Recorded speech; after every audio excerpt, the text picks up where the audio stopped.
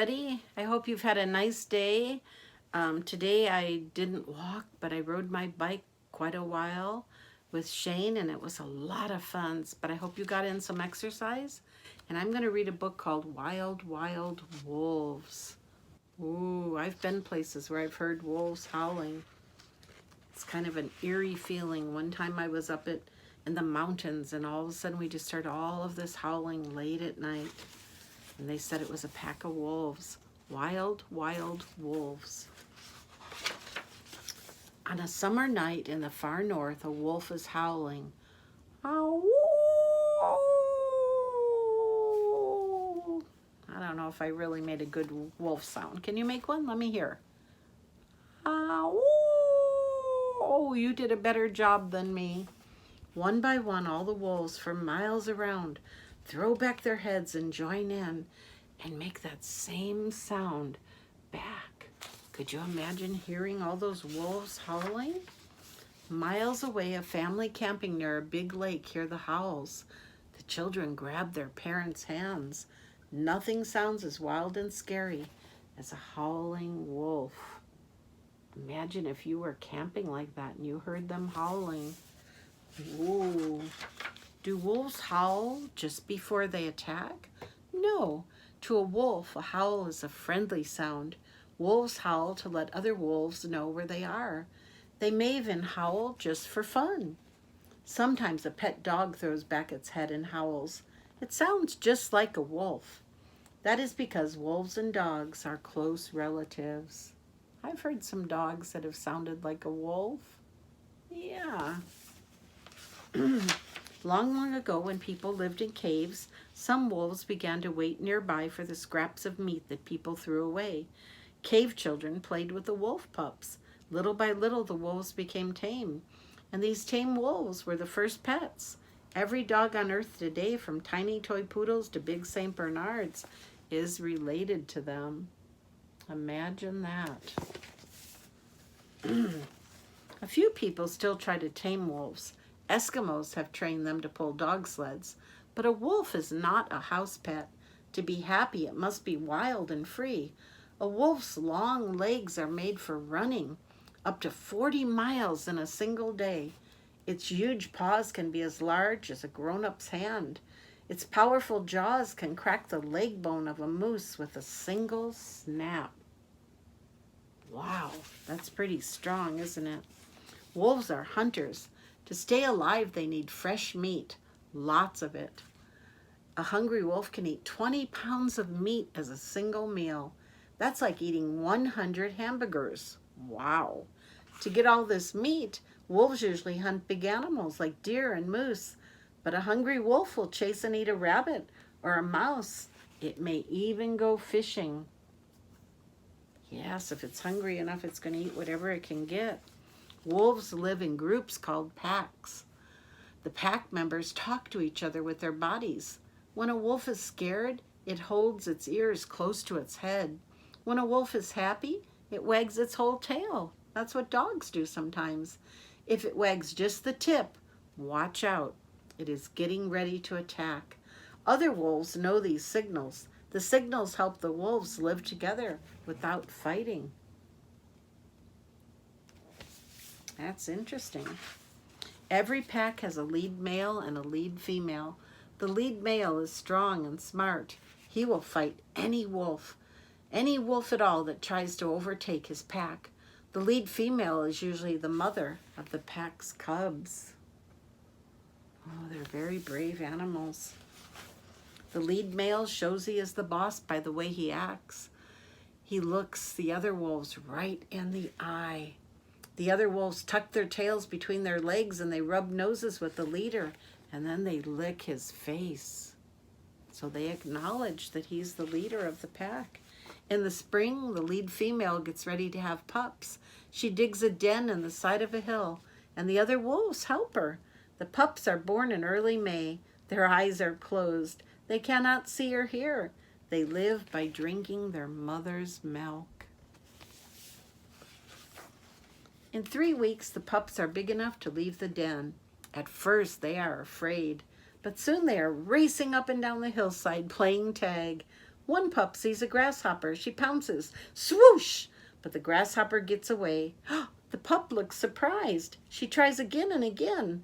This is the little wolf's first lesson in hunting. The adult wolves take turns babysitting. While the father guards the pups, they tug on his tail and nip at his ears. If they are too rough, he just gets up and walks away. The pups roll around pretending to fight. One of them is stronger than her sisters and brothers. She holds her tail high. She is already acting like a lead wolf. Wow.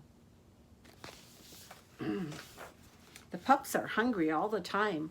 When the older wolves go hunting, they chew extra food and swallow it. And back at the den, they spit up the chewed food. That doesn't sound good to us, does it? And the hungry pups get their first taste of meat. By September, the pups are half grown. They spend hours chasing mice, but they don't catch any. They are too slow and clumsy. But soon the pups will hunt along with the pack. In 6 months, they will be good hunters. One cold November morning, the wolves smell moose nearby. The pack moves out in single file across the snow. The wolves chase many moose. Most of them run away. But one big moose stands and fights. It kicks out with its powerful hooves. An angry moose can kill a wolf. Soon the pack decides to leave it alone. Wow. Finally, the wolves find an old, sick moose. It is too weak to run or fight. The pack fans out in a circle. One wolf charges. It bites the moose's nose and hangs on tight. In minutes, the fight is over. The hungry wolves can eat. A wolf fighting alone might never catch a large animal. Hunting in packs helps all the wolves to survive. Oh, the poor moose. Many people have never seen a live wolf. The only wolves they meet are in fairy tales and horror movies. Fairy tale wolves are greedy and dangerous. The scariest of all make-believe wolves is the werewolf. Legends about killer wolves made many people believe that wolves were their enemies. For a long time, hunters shot every wolf they could find. They even shot wolves from airplanes. At last, some scientists began to wonder if wolves really were so dangerous. They went deep into the forest to study how they live. And one scientist was walking in the forest when he met 2 wolves by accident. One wolf ran away. The other wolf walked right up to him. The scientist was scared, but the wolf just licked his face and trotted away. The scientists learned that healthy wolves do not attack people, but when wolves wander onto farms, they soon learn that a lamb or a calf makes a good dinner. Some farmers use sheepdogs to scare away wolves. Some kill wolves with poison, traps, or guns. The American Indians did not fear wolves. They admired the way wolves lived in peace together. The Sioux Indians told the story of a woman who got lost in a snowstorm. A wolf pack saved her life. The wolves brought her food. They let her sleep in their den. They taught her their secrets. When the woman went back to her own people, she taught them the secrets of the wolves. She became a powerful magician. A few hundred years ago, wolves lived all around the world. Thousands of wolves lived in North America. Today, there are many more people and fewer wolves. In most of the United States, there are no wolves left at all, except in zoos. Wolves don't cause pollution. They live without hurting the land. The pack hunts to survive. There are always moose and deer left to have next spring's babies. Today, people are trying to live in tune with nature as wolves do. They want to save some of the wild places left on Earth.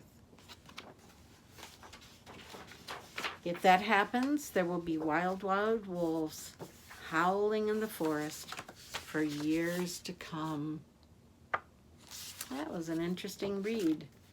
And the next book I'm going to read you is kind of the opposite type of story, just a fun book by Dr. Seuss called There's a Wocket in My Pocket. A what? Say, a wocket in my pocket. A rocket in your pocket? No, a wocket in my pocket. Did you ever have the feeling there's a wasket in your basket? Or a nuru in your bureau? A nuru? I'm not saying that right. Bureau, neuro.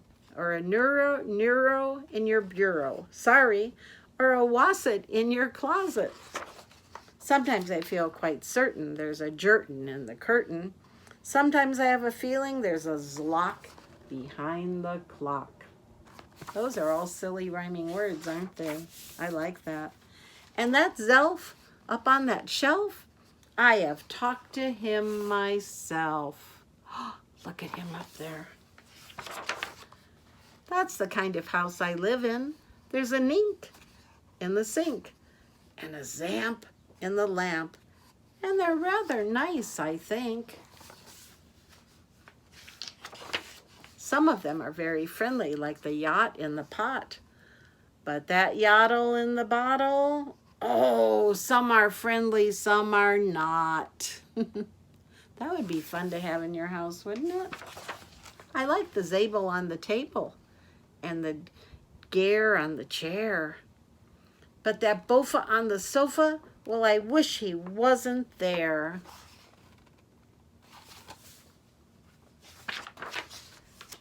And the nuppards in the cupboards. And the nubbards in the cupboards. They're good fun to have about. But that noothbrush on my toothbrush, him, I could do without. The only one I'm really scared of is that Vug under the rug. Oh dear. Oh, he scares me. And that Quibney up the chimney, I don't like him, not at all. And it makes me sort of nervous when the Zal scoots down the hall. Wow, he's got a lot of strange things in his house. But the Yeps on the steps, they're great fun to have around. And so are many, many other friends that I have found. Like the Teller and the Neller and the Geller and the Deller and the Beller and the Weller and the Zeller. All in the cellar.